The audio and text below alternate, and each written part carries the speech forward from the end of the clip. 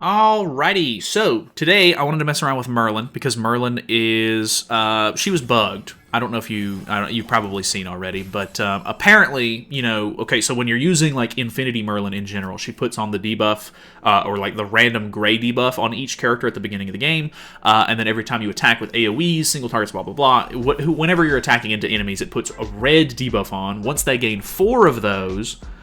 It actually takes it off, and then you get the corresponding debuff that'll actually affect the player.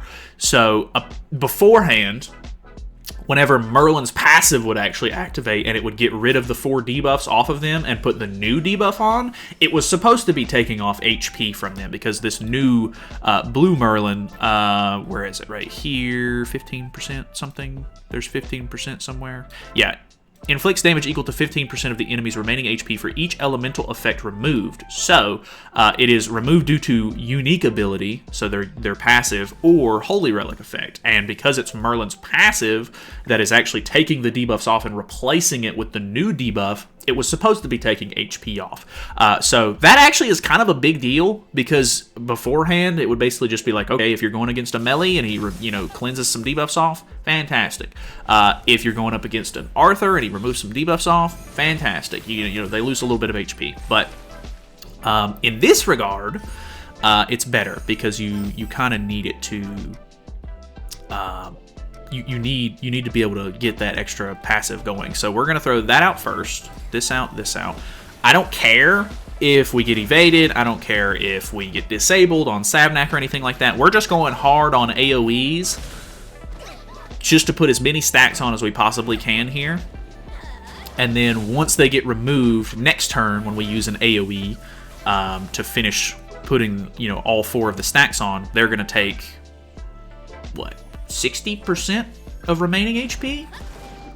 Is that right? Yeah, 60%, because 15 times 2 is 30, and then times that by 2 because there's 4 stacks is actually 60%.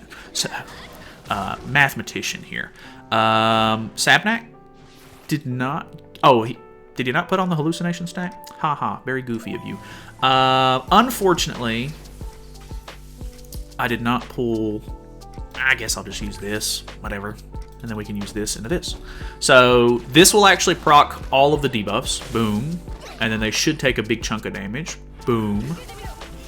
Okay, yeah, she's already lost a lot of HP. Unfortunately, I can't see their HP bars too well here. Yeah, she's already really low. And, ooh, okay. It put her down low enough to where I was like, she might be in Thunder God's protection, but it did so much that, or like it did just enough to where I was able to basically just one-tap her no matter what. So that's actually pretty cool. I do have a lot of debuffs on right now, so the hell. I don't know if that's Holy Relic or not. I assume it's not. Decent crits there. I actually can't tell if that's Holy Relic. I'm going to check it. Just out of curiosity because it's new. Okay, no Holy Relic. Okay, getting crits on 5 stacks with no Holy Relic? I'm actually kind of surprised by that. So let's combo because we can, and then end it. So, I don't know. It's a small thing, but I think it goes a long way in the sense that, it's kind of a big deal, I mean, it's remaining HP. Obviously, it would be crazy if it was like, oh, they just take 60% of their max HP, because then you could just do 40% to a character, remove all those debuffs, and they would just disintegrate. But I like this blue Merlin because she's a stat buffer for the unknowns and everything like that.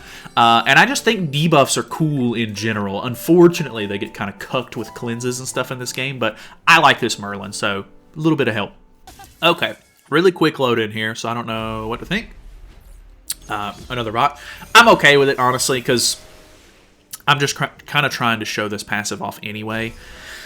I actually think in this sense it would probably be better to do something like this. We'll disable Merlin because I already have Taunt on this turn, and we'll still proc the passive, which is fine. Like, I'm not worried about doing the extra damage with Dark Moon, to be honest, because honestly, if I use the Dark Moon card and I do a lot of damage with it, that's less HP that the passive will actually remove because it's remaining HP. So if they're at like 50% and it only removes 60% of the 50 that they have, I'm not good enough at math to tell you what that is off the top of my head, but it's less. It's less damage. So you know what I'm saying. Anyways. Okay, we actually get the thing going anyway. Do I kill Escanor here? One of the dogs just yelped. I don't know who to go for here. I'm gonna go for Escanor. I'm kind of scared by that. Boom. Remove your HP. Blech. Nice. Okay, I mean, there's a really good example. There it is. There's the HP missing. Pretty good. Pretty solid. All together. I think that's gonna proc our passive. Maybe? Did he do enough damage to me? Okay. And we have the taunt up because we were able to combo with Sabnak, which means that he can't get to my door with his single targets, which is fantastic. So, boom. Decent little chunk of damage there. It is a little scary. Little scary. Little, disabled. Holy, that was really close. That was really scary. I don't have the Thor cards that I really want to have in my hand right now, but I mean, this is enough to kill. He's taunted. We're gonna HP lower him. I'm confident in it. Burst. I was confident the whole time. There was you were not shaking my resolve. Oh my God, he's double single target, which means thank the Lord he's not gonna be able to kill us all here. But whoa, that was really close. God, doing enough damage to this guy. Oh, my ultimate. Let's go. Let's go. Let's go. Would it be? Let's just use this. Hopefully I'll get a little bit of lifesteal here. Okay, yeah, we do enough to get. I was confident the whole time. I knew we weren't losing this. I could never lose this. I love that ultimate, by the way. It's really, really good at 6/6. Which was always a thing about the other Merlin. Like, the green Merlin, when she came out, kind of hit or miss because of the RNG you need to actually get the right passive.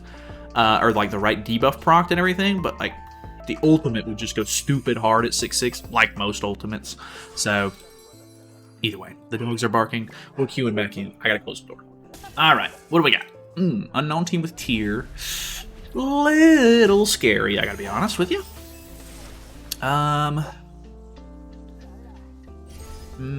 The cleanse, though. The cleanse, though. Armia Link. Armia Link.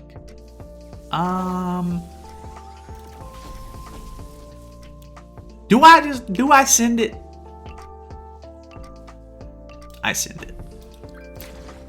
It's gonna be really bad. It's gonna be really stupid.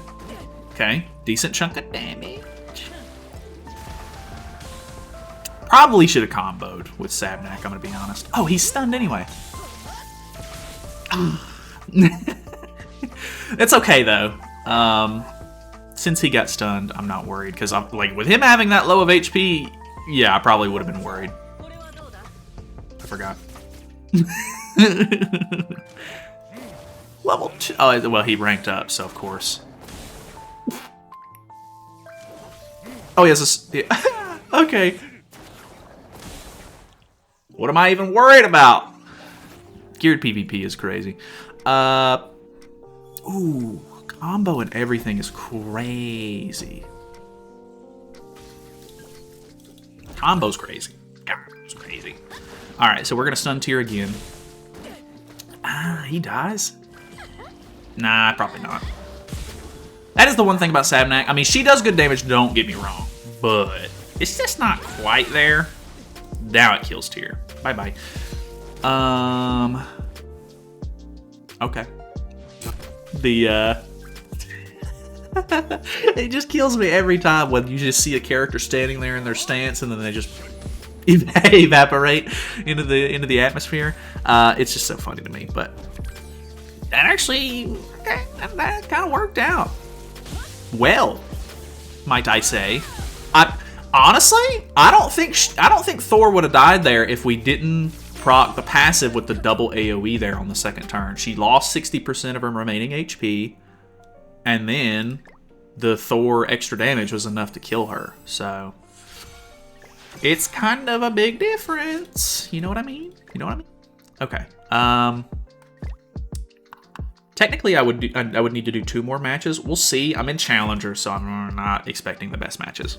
Okay, going second against an Escanor. I don't know if that just means that they...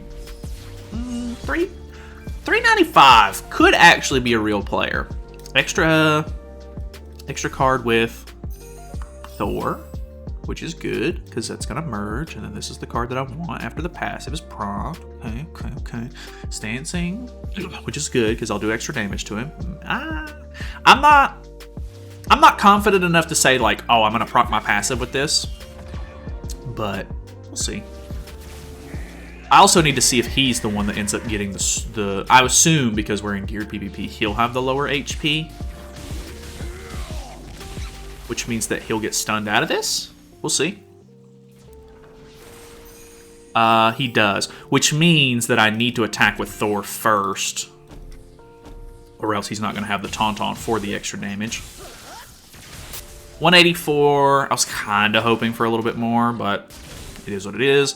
We're going to put 2 stacks on, and because the new debuff actually goes in front of this one now, Arthur is going to cleanse the two Merlin debuffs and lose a little bit of HP, and he keeps the Sabnak debuff on, which is good.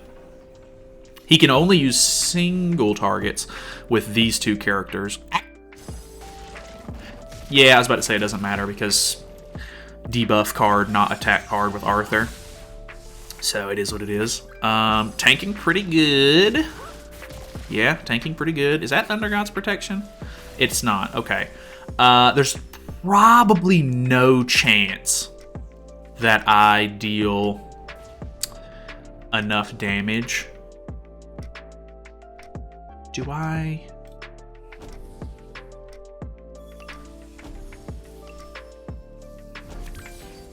This isn't going to put my Tauntaun. I'm just using this for extra debuffs, because this is going to proc passive on Escanor. He gets attack sealed from that one, I think? No, it's the burn one. But it doesn't matter, because I'm hoping that this is enough damage to just kill him outright. I think we popped res on Nalphamy, actually, as well. We're going to take a little bit of damage. I think he might have been able to stick in there. I was infected, which means that I was going to be really low HP after the Escanor pop as well.